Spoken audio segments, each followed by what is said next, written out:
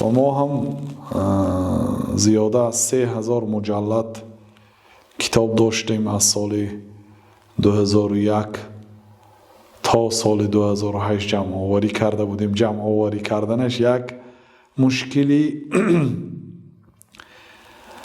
و آن رو بردنش به کشور که تقریبا زیاده از 5000 کیلومتر هست و هیچگاه نقلیات مباشر نبود در آن زمانه.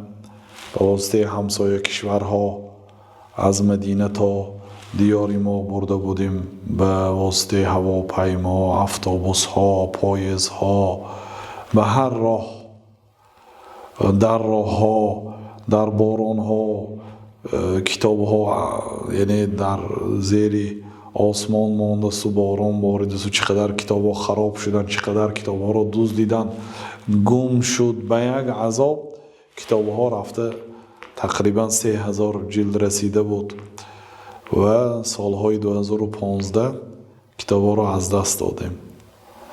یعنی الله تعالی ظالمی را مسخر کرد که کتاب ها را گرفت. اگر ما این البته به سبب گناه خود میدانیم، شاید نخواندیم، به مردم نرسانیدیم به طریق باید و شاید الله تعالی گرفت.